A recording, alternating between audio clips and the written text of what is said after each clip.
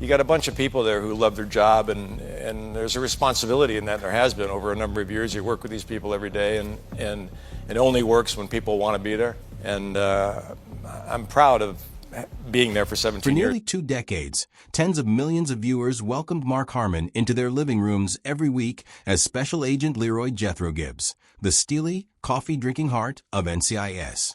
But the man behind the badge has spent his entire life doing something far rarer in Hollywood than landing a hit show, staying almost completely out of the spotlight.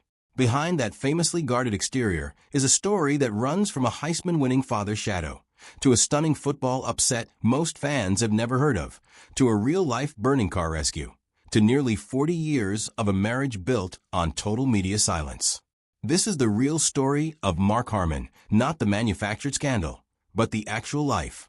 Thomas Mark Harmon was born on September 2, 1951, in Burbank, California, into a household that already carried enormous weight.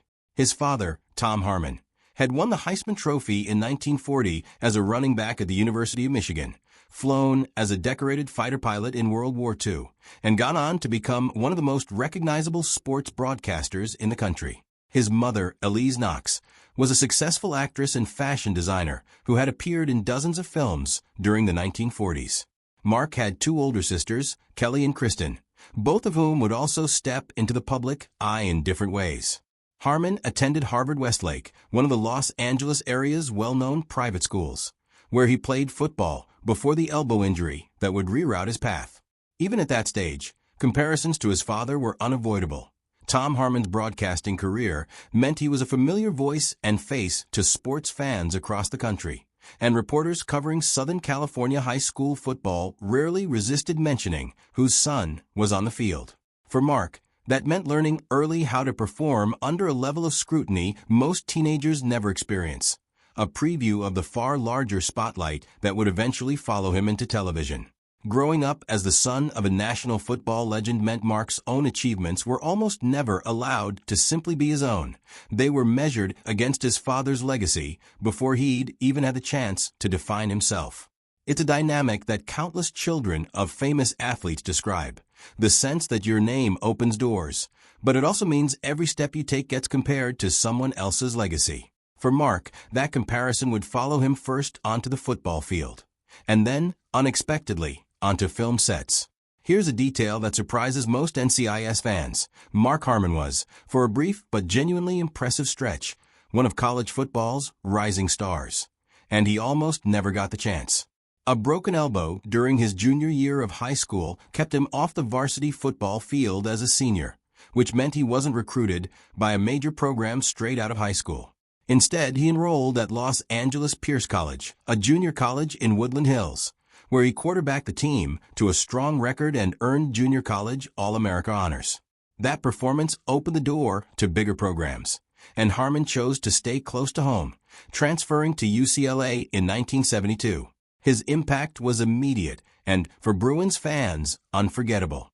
In his very first game as UCLA's starting quarterback, he helped orchestrate a stunning upset over the 2-time defending national champion Nebraska Cornhuskers, one of the most celebrated upsets in the program's history.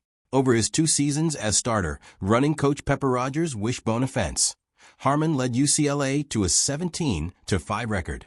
He wasn't just a field general, either. Harmon graduated cum laude from UCLA in 1974 with a degree in communications, and he was honored with the National Football Foundation's Scholar Athlete Award, recognition reserved for players who combine serious athletic achievement with serious academic achievement. It's the kind of credential that quietly punctures the idea that he coasted on his father's name. By every account, he earned his own. With that resume, it would have been entirely reasonable for Harmon to pursue a shot at the NFL. Instead, according to his own later reflections, he considered paths like advertising or law before ultimately deciding to try acting, a decision that on paper looks almost impulsive, but which set the stage for one of television's longest-running leading man careers. Harmon has often pointed back to those UCLA seasons when explaining how he later approached the entertainment business. In interviews given decades afterward, he described himself as always a team guy, both as an athlete and as an actor, and credited his football years with instilling the discipline that let him treat a production set the way he'd once treated a locker room, as a place where showing up prepared and putting the group ahead of yourself mattered more than personal spotlight. That mentality would later be formally recognized. Pierce College inducted him into its inaugural Athletic Hall of Fame class, and the National Football Foundation has continued to honor him decades after his playing days ended, citing not just his performance on the field, but the way he carried that same sense of loyalty into his second career. The jump from college quarterback to working actor was not glamorous. Harmon spent his early years in Los Angeles taking small roles and working ordinary jobs to get by while he tried to break into the industry, an experience shared by countless actors who eventually make it and countless more who don't. His television debut came in the early to mid-1970s, and steady work followed through the rest of that decade and into the 1980s. His breakthrough came with a string of prominent television roles: Dr. Robert Caldwell on St. Elsewhere, Detective Dickie Cobb on Reasonable Doubts, and later Dr. Jack McNeil on Chicago Hope. Along the way, in 1986, People magazine named him Sexiest Man Alive, a title Harmon, true to form, treated with visible discomfort rather than fanfare. Friends and colleagues who worked with him during this era have often pointed to the same through line. He approached acting sets the way he'd approached the football field, showing up early, treating crew members as teammates, and avoiding the trappings of celebrity that so many of his peers embraced. Harmon's family life during these years was also shaped by his two older sisters, whose own paths through Hollywood looked very different from his measured, low-key approach. Kristen, later known as Kristen Nelson, married rock and roll star Ricky Nelson and became part of one of the most publicly documented entertainment families of the era. Kelly Harmon, meanwhile, pursued acting and modeling and was for a time married to automobile executive John DeLorean. Watching two sisters navigate very public marriages and very public lives, while their own parents carefully managed a golden couple image for the outside world, appears to have reinforced in Mark an instinct to do the opposite, to keep as much of his own life as possible out of the public record. That instinct served him well as his career gained momentum through the late 1970s and 1980s. By the time he landed his first true star vehicle in St. Elsewhere, a prestige medical drama that became a launching pad for numerous well-known actors, Harmon had already developed a reputation within the industry as reliable low drama and intensely focused on the work rather than the attention that came with it. That reputation would carry him into the next, far bigger chapter of his career. On the evening of January 3, 1996, Mark Harmon's instincts were tested in a way no acting role ever could. A car carrying two teenage boys lost control near Harmon's home in the Brentwood neighborhood of Los Angeles, crashed through a fence, struck a tree, and flipped over before catching fire. The driver managed to escape with relatively minor injuries. His passenger, 16-year-old Colin Specht, was not so lucky. He was trapped inside the burning vehicle, upside down, with his seatbelt still fastened. According to Harmon's own account, it was his wife, actress Pam Dauber, who reached the scene first. She called for a sledgehammer.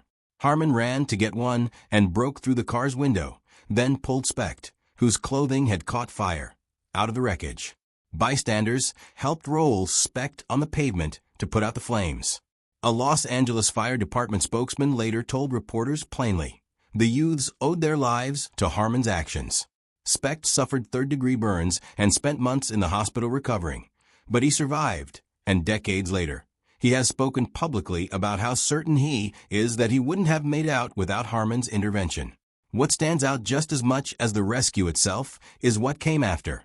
Almost nothing.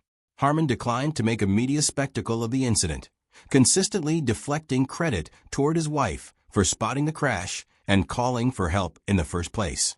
It was a glimpse of the same instinct that would come to define his entire public life. Do the difficult thing, then step back out of the frame. Mark Harmon married Pam Dauber, then one of television's most recognizable stars from her lead role in Mork and Mindy, in March 1987. At the height of her own career, Dauber made the choice to step back from steady acting work to raise their two sons, Sean and Ty. What followed has become something close to legend in an industry defined by short marriages and public breakups. Nearly 4 decades together, almost entirely shielded from the press. The couple has been famously disciplined about keeping their private life exactly that, private. They rarely discussed their marriage or their children in interviews, kept their sons largely out of red carpet appearances and paparazzi photos during their upbringing, and have said little publicly about the inner workings of their relationship, even as tabloids periodically speculated about trouble. That restraint, sustained for this long, is genuinely unusual in Hollywood, and it appears to be a deliberate choice rather than an accident of low profile, given how famous both Harmon and Dauber were individually. Dauber, for her part, has occasionally spoken about the couple's approach in broad terms, describing a shared understanding that keeping their sons out of the industry machine as children was worth more than any career opportunity that came with public visibility. Neither she nor Harmon has ever laid out a detailed rulebook for how they manage this, but the pattern across decades of coverage is consistent. Interviewers who tried to ask about the marriage or the kids were generally met with polite but firm redirection back to whatever project was being promoted. It's a discipline that, by most accounts, both partners maintained equally rather than one enforcing it on the other. Their son Sean Harmon would go on to work behind the camera in the NCIS universe himself, eventually playing a younger version of Gibbs in flashback scenes, a detail that becomes especially relevant later in this story. In 2003, Harmon took on the role that would define the back half of his career, Special Agent Leroy Jethro Gibbs on NCIS, a spin-off of JAG. What began as a procedural drama turned into one of the most watched shows on American television, running for close to 2 decades, with Harmon anchoring nearly every episode as both star and executive producer. Producing and starring in roughly 24 episodes a year after year, is a genuinely grueling undertaking, one that Harmon has described in terms of team loyalty rather than personal stardom, frequently pointing to the hundreds of crew members whose livelihoods depended on the show's continued success. In one interview reflecting on the show's longevity, Harmon explained that he saw steady employment for the crew as one of the most meaningful parts of the job, pointing out that people on the production could plan family vacations or make a down payment on a boat because they knew months in advance that the show would be back in production. It's a small detail, but it's consistent with everything else about how he's described his working life. Less about his own celebrity, more about the machine of people around him who depended on the show's success. The role earned Harmon a star on the Hollywood Walk of Fame in October 2012, along with years of award nominations.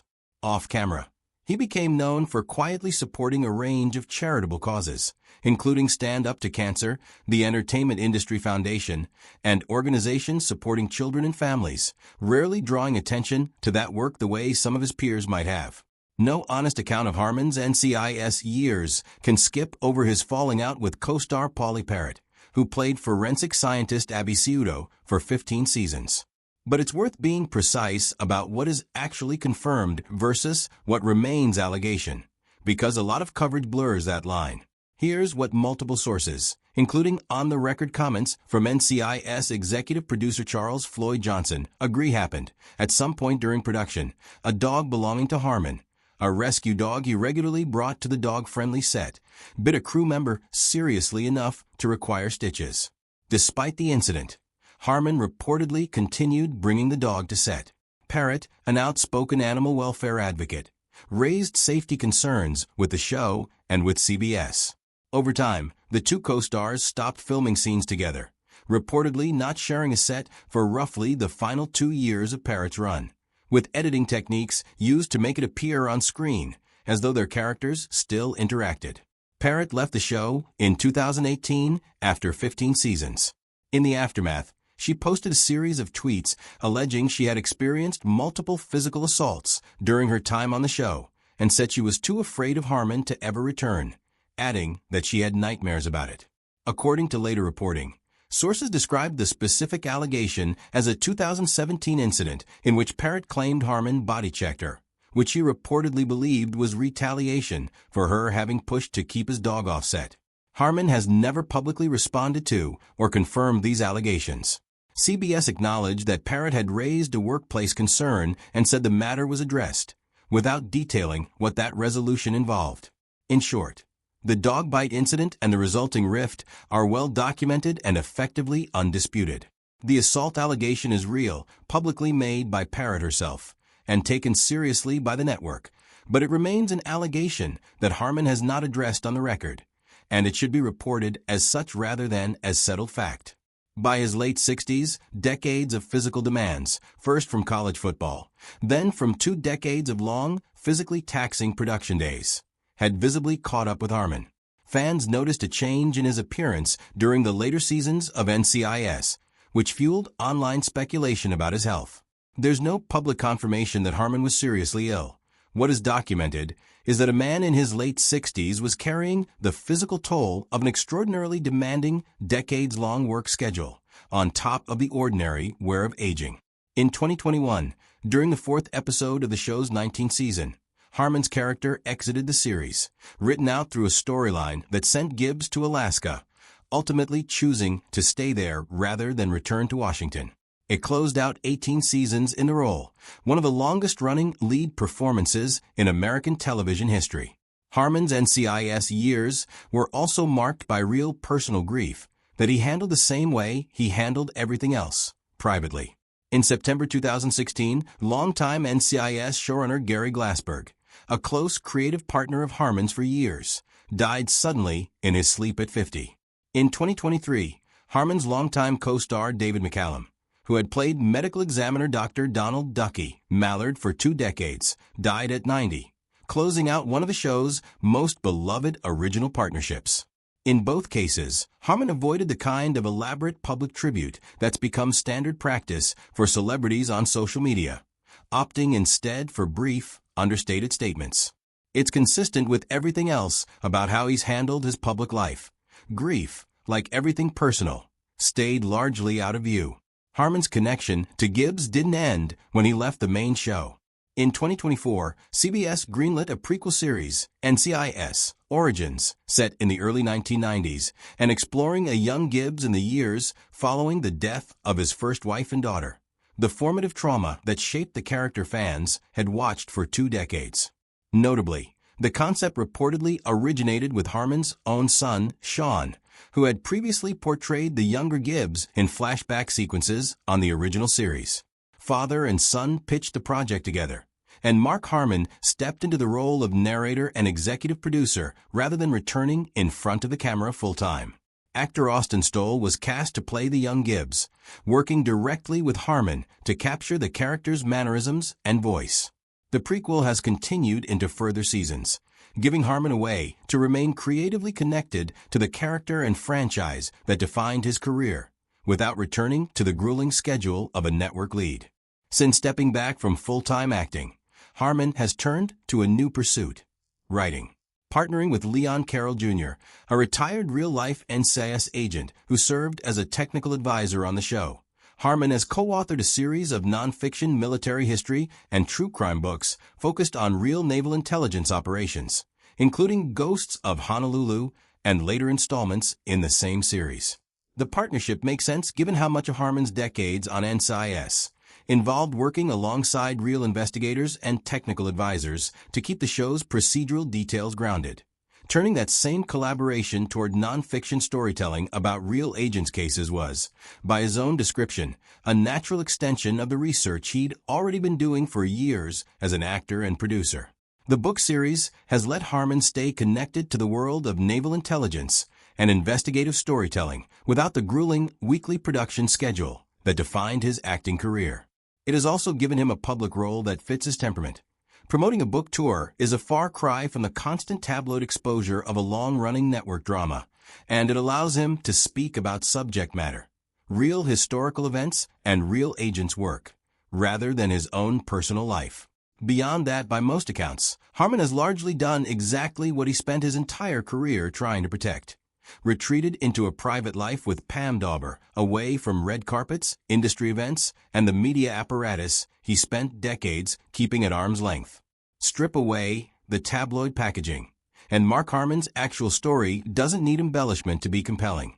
It's a story of a man who grew up permanently compared to a famous father, who built his own credentials on a football field most of his fans have never heard about, who ran toward a burning car when he didn't have to, who built and protected a nearly 40-year marriage in an industry that chews through relationships, and who handled both a genuine workplace conflict and real personal grief the same way, quietly and mostly out of view. That's not a story of hidden scandal. It's a story about a man who decided early and consistently that his private life wasn't public property, and who spent 50 years in the spotlight making that choice stick. Whatever comes next for him, whether more books, more work on NCIS, origins, or simply more quiet years with his family, it's a safe bet he'll handle it exactly the same way he's handled everything else, without a press release, and without asking anyone to watch.